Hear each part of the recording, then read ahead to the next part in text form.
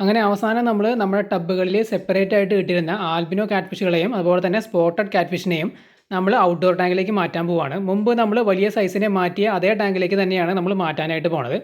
അപ്പോൾ നമ്മൾ ചെയ്ത കംപ്ലീറ്റ് കാര്യങ്ങളും കാണാൻ താല്പര്യമുള്ളവർക്ക് നമ്മൾ ചെയ്ത ലോങ് വീഡിയോ അല്ലെങ്കിൽ ഡീറ്റെയിൽഡ് വീഡിയോ കാണാവുന്നതാണ്.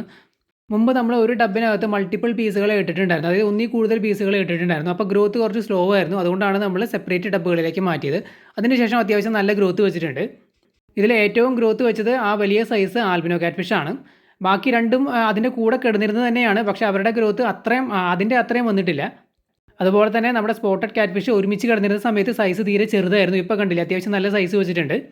അപ്പോൾ എന്തുകൊണ്ടാണ് ഇപ്പോൾ നമ്മൾ ഇവരെ മാറ്റാനായിട്ട് തീരുമാനിച്ചതെന്ന് വെച്ച് കഴിഞ്ഞാൽ, നമ്മൾ പുതിയ 2 പിങ്ക് ജൈൻറ്റ് ഗൗരാമികളുടെ കുഞ്ഞുങ്ങളെ വാങ്ങിച്ചിട്ടുണ്ട്.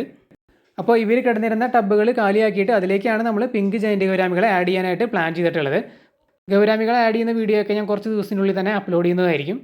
കാരണം പെട്ടെന്ന് നമ്മൾ ചെയ്യുന്നില്ല, കാരണം ടബ്ബൊക്കെ ഒന്ന് ക്ലീൻ ചെയ്ത് അതിനകത്തേക്ക് ഫ്രഷ് വെള്ളം അടിച്ച് സോൾട്ടൊക്കെ ആഡ് ചെയ്തൊന്ന് സെറ്റാക്കിയതിന് ശേഷമായിരിക്കും നമ്മൾ പിങ്ക് ജൈൻറ്റ് ഗൗരാമികളെ ആഡ് ചെയ്യുന്നത്.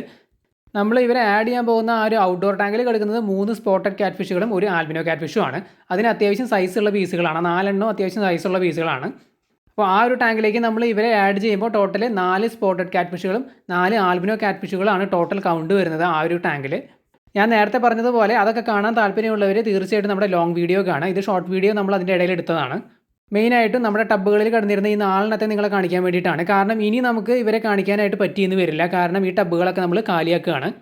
ഇനി ഈ ടബ്ബുകളിലേക്ക് വരാൻ പോകുന്നത് നേരത്തെ പറഞ്ഞ പോലെ പിങ്ക് ജൈൻറ്റ് ഗൗരാമികളും അല്ലെങ്കിൽ വേറെ ഏതെങ്കിലും വെറൈറ്റിയിൽ പെട്ട ജൈൻറ്റ് ഗൗരാമികളൊക്കെ ആയിരിക്കും.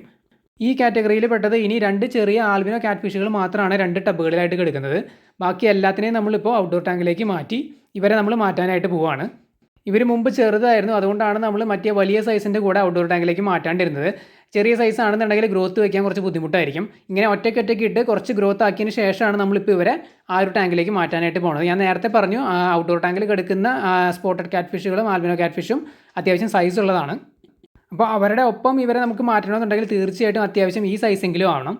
അല്ലാന്നുണ്ടെങ്കിൽ നമ്മൾ ഫീഡ് ചെയ്യുന്ന സമയത്തൊക്കെ പെല്ലറ്റും കാര്യങ്ങളൊക്കെ ഫീഡ് ചെയ്യുമ്പോൾ ചിക്കന് നമ്മൾ ഫീഡ് ചെയ്യാറുണ്ട്. ആ സമയത്തൊക്കെ വലിയ സൈസുള്ള മീനുകളായിരിക്കും വന്ന് കൂടുതലും കഴിക്കുന്നത്. അപ്പോൾ ചെറിയ സൈസുള്ളതിന് ഫുഡ് കിട്ടുന്നത് കുറവായിരിക്കും. അങ്ങനെ അതിൻ്റെ ഗ്രോത്ത് സ്റ്റക്കായി പോകും അല്ലെങ്കിൽ സ്ലോ ആയി പോകും. അപ്പോൾ എപ്പോഴും ഏകദേശം ഒരേ സൈസ് ഉള്ളതിനെ വേണം നമ്മൾ ഒരുമിച്ചിടാനായിട്ട്. വലിപ്പച്ചെറുപ്പം വന്നു കഴിഞ്ഞാൽ ചെറുത് ഗ്രോത്ത് വയ്ക്കുന്നത് വളരെ സ്ലോ ആയിരിക്കും. പിന്നെ നമ്മളുടെ ഗ്രോത്ത് കുറച്ച് സ്ലോ ആയിട്ടുള്ളതിൻ്റെ റീസൺ ഞാൻ മുമ്പ് പറഞ്ഞിട്ടുണ്ടായിരുന്നു. അതായത് നമ്മൾ ചെറിയ സ്പേസിൽ ഇതുപോലെ ടബ്ബുകളിലൊക്കെയാണ് വളർത്തുന്നത്, അതുകൊണ്ടാണ് ഗ്രോത്ത് കുറച്ച് സ്ലോ ആയിട്ട് വരുന്നത്. തീരെ സ്ലോ അല്ല, എങ്കിലും വലിയ സ്പേസിൽ വളർത്തുന്നതിനേക്കാളും സ്ലോ തന്നെയാണ്. വലിയ ടാങ്കുകളിലിട്ട് പെല്ലറ്റും അതുപോലെ തന്നെ നോൺ വെജും നമ്മൾ മാറി ഫീഡ് ചെയ്യുകയാണെന്നുണ്ടെങ്കിൽ നല്ല ഗ്രോത്ത് കിട്ടും.